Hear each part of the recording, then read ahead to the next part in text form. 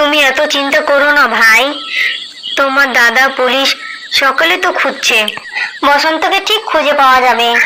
বৌদি, আজ 3 দিন হয়ে গেল, বসন্তকে এখনো খুঁজে পাওয়া যাচ্ছে না। ফিরে গিয়ে বসন্তর বাবা মাকে কি বলবো? তুমি শান্ত হয়ে একটু বসো তো ভাই, আমি যাই তোমার জন্য একটু জল নিয়ে আসি। এরপর বৌদি ঘর থেকে বেরিয়ে গেলে ঈশানও ঘর থেকে বেরিয়ে যায়। এর বেশ কিছুক্ষণ পর পিসিমা বলে, হ্যাঁ গো বৌমা, ঈশান আবার কোথায় গেল? অনেকক্ষণ তো দেখছি না। কি জানি মা, বসন্তকে নিয়ে যা চিন্তা করছে, আবার হয়তো বসন্তকে খুঁজতে বেরিয়েছে। ওদিকে তখন ঈশান আবার গিয়েছে সেই জমিদার বাড়িতে। সেই পুরনো জমিদার ভাঙ্গা বাড়িতে অনেকক্ষণ ধরে তাকিয়ে থাকতে থাকতে সে কিছু যেন একটা লক্ষ্য করে। তারপর চট করে একটা গাছের আড়ালে গিয়ে দাঁড়ায়। আরে, ওটা কে? সেই অদ্ভুত লোকটা না, যে আমাকে আর বসন্তকে এদিকে আসতে বারণ করছিল? ও, দেখা যায় ওই লোকটা ভাঙ্গা জমিদার বাড়ির গিয়ে ঢুকে যায় এবং রীতিমতো অদৃশ্য হয়ে যায়। অনেকক্ষণ হয়ে যাওয়ার পরেও লোকটা বাড়ির ভেতর থেকে বেরো না দেখে ঈশানের কেমন যেন একটা সন্দেহ হয়। সে সেখানে অনেকক্ষণ অপেক্ষা করতে থাকে এবং ধীরে ধীরে গাঢ় অন্ধকার নেমে আসে। তারপর একটা ঘর ঘর শব্দ শোনা যায়। আরে, ওটা কে? প্রদীপাতে সেই মহিলা সিঁড়ির দিকে যাচ্ছে। আমি কি ওর পিছু নিব? না না না, এখানে আরো কিছুক্ষণ অপেক্ষা করি। তারপর সেই মহিলা প্রদীপ হাতে নিয়ে সিঁড়ি কোঠার ঘরের দিকে ধীরে ধীরে চলে গেল। আর কিছুক্ষণ পরে ভেসে আসতে লাগলো আবার গানের সুর। আমি কপাল পরা জনম দুঃখী, প্রভু তোমায় এত করে ডাকি, নেই কোনো পথ, বাঁচাও বাঁচাও বাঁচাও বাঁচাও বাঁচাও প্রভু। এদিকে তখন ঈশান দাঁড়িয়ে ভাবতে লাগলো, না, এটা কখনোই ভূত হতে পারে না। ভূত কখনো প্রভুর কাছে প্রার্থনা করবে? এর শেষ আমাকে দেখতেই হবে। এদিকে ঈশান বাড়ি ফিরছে না দেখে বাড়িতে পিসিমা তক্ষযজ্ঞ করে তুলছে। আমি তোমাদের কারো কথা শুনবো না। আমার জন্যই হচ্ছে সব, আমার জন্য হচ্ছে সব কিছু। নরখাদকের পিশাচিনীর নাম ওদের কাছে করেছিলাম বলে এই সব হচ্ছে। নিশ্চয় নিশ্চয় নরখাদকের পিশাচিনী ওদের গিলে খেয়েছে। ও গো, এখন আমি কি করি গো? কি আবোল তাবোল কথা বলছেন মা, দেখুন ওদের ঠিক খুঁজে পাওয়া যাবে, আপনি শান্ত হন। ঈশান গাছের আড়াল থেকে দেখে একটা মহিলা প্রদীপ হাতে নিয়ে সিঁড়ি থেকে নেমে একটা ঘরের দিকে চলে গেল। তারপরও আবারও সেই ঘর ঘর শব্দ, আর সাথে সাথে প্রদীপের আলোটাও নিভে গেল। ঈশান আরো কিছুক্ষণ দাঁড়িয়ে রইল। আর হঠাৎ দেখলো ঈশান যেখানে দাঁড়িয়ে তার কিছুটা দূরে একটা ঝোপ দুলে উঠলো। তারপর চাঁদের আলোয় সে যা দেখলো তাতে সে রীতিমতো ভয়ে কেঁপে উঠলো। আরে, ও কি? ওটাকে? বাপরে, কি বিরাট চেহারা লোকটা! কিন্তু ও এখানে কখন লুকালো? হাতে আবার চকচকে একটা ধারালো অস্ত্র। ভাগ্যিস ওই মহিলাটার আমি পিছু নিইনি, নইলে আমার মুন্ডুটা ধর থেকে আলাদা করে দিত। লোকটা জমিদার বাড়ির ঘরের ভিতর ঢুকে অন্ধকারে লুকিয়ে গেল। তারপর আবার ঘর ঘর শব্দ, সেটা দুবার। ঈশান তখন বুঝলো এটা পাথর সরানোর আওয়াজ এবং সেটাই তাদের দুজনের যাতায়াতের পথ।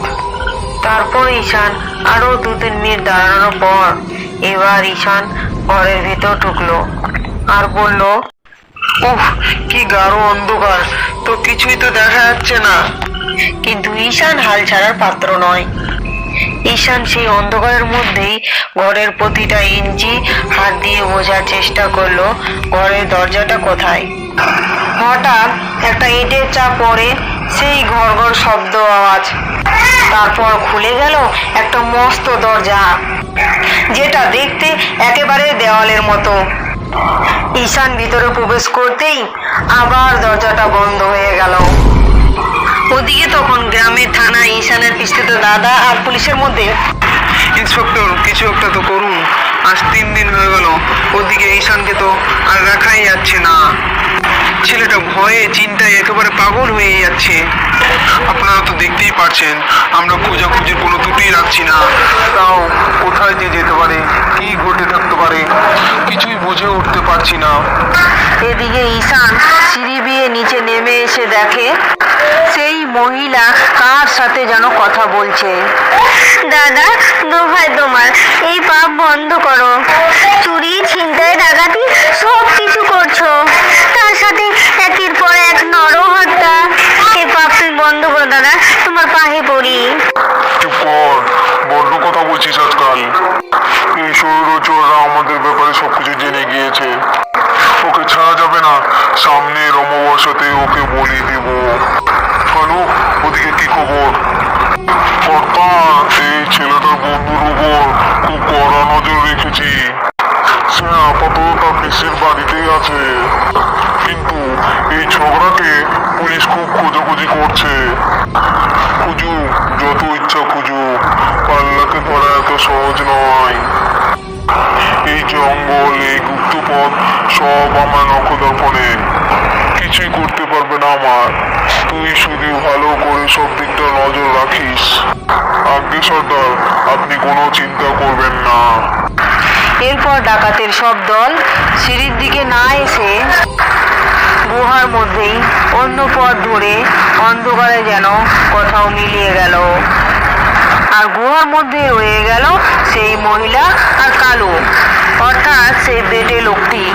আর তারপর সেই মহিলাটি থামের দিকে এগিয়ে গিয়ে এবং বলে, কেন এলে ভাই এই গুয়ায়? এবং অকালেই প্রাণটাই যাবে। বেড়াতে এসেই কি বিপদে পড়লে বলো তো? ঈশান তখন সিঁড়ি থেকে লুকিয়ে লুকিয়ে এগিয়ে এসে থামের দিকে তাকিয়ে চিনতে পারে। ও মনে মনে বলে, বসন্ত, ও যে আমার বন্ধু বসন্ত বেঁচে আছে। ইস, কেমন করে বেঁধে রেখেছে ওকে। তখন গুহার মধ্যে থাকা বেটে লোকটি সে মহিলাটিকে বলে, দেখো দিদি, বেশি মায়া বাড়িও না, মরতে তো ওকে হবেই। দেখো দিদি, বেশি মায়া বাড়িও না, মরতে তো ওকে হবেই। আমি চললাম, আমি এখন পাহাড় দিতে যাচ্ছি। এই কথা বলে লোকটা সিঁড়ির দিকে এগিয়ে আসতে লাগলো। ঈশান চট করে একটা থামের আড়ালে ঢুকালো। লোকটা সিঁড়ি ধরে উপরে উঠে গেল। তারপর আবারও দুবার ঘর ঘর শব্দ। ঈশান বুঝলো বেটে লোকটাও পাতালপুরের বাইরে চলে গেল। এখন এখানে শুধুই সেই মহিলা আর বসন্ত। ঈশান আড়াল থেকে বেরিয়ে, বসন্ত, আমি ঈশান, তোকে বাঁচাতে এসেছি। সাবধান, এক্ষুনি প্রাণে মারা যাবে। কে মারবে দিদি? তুমি তো আমাদের মায়ের মতন, তুমি তো আমাদের হত্যা করতে পারবে না। আর এখানে তুমি ছাড়া তো আর কেউ নেই। মা আমাকে একেবারে মায়ের আসনে বসালেন। তখন এক মায়ের কর্তব্য সন্তানদের প্রাণ রক্ষা করা, কিন্তু ওরা যে যে কোনো মুহূর্ত এখানে এসে পড়বে। বুঝতে পেরেছো তোমরা? তাহলে তুমি এখন বলো, আমরা কোন পথে পালিয়ে প্রাণে বাঁচবো? তারপর মহিলাটি আর দেরি না করে তাড়াতাড়ি বসন্তের বাঁধন খুলে দেয়। আসো তোমরা, আমার সাথে এই পথ ধরে আসো। তারপর মহিলাটির পিছু পিছু তারা দুজন ওই পথ ধরেই এগোতে লাগলো। ওহ, কি অন্ধকার, কিছুই তো দেখা যাচ্ছে না। আর সেই পথে বেশ কিছুটা এগোনোর পর হঠাৎ দেখা যায় তারা একটা নদীর সামনে এসে দাঁড়িয়েছে। আচ্ছা, তোমরা সাঁতার জানো? হ্যাঁ মা, আমরা দুজনেই সাঁতার জানি। তাহলে নদীর সাথে সোজা উত্তর মুখে চলে যাও। যতক্ষণ না ঘাট দেখবে থামবে না। আর দিনের আলোয় ভালোভাবে ফুটানো মাত্রই জলে লুকিয়ে থাকবে। আলো ফুটলেই লোকে নদীর ঘাটেতে স্নান করতে আসলে দেখলে তারপর উপরে উঠবে। ঠিক আছে বাবা? কিন্তু তুমি, তাহলে তোমার কি হবে মা? আমায় নিয়ে ভেবো না, তোমরা তাড়াতাড়ি পালাও এখান থেকে। এরপর বসন্ত আর ঈশান দেরি না করেই সেই অন্ধকারের মধ্যেই নদীতে ঝাঁপ দেয়। আর চাঁদের আলোয় সাঁতরে নদীপথে এগোতে থাকে।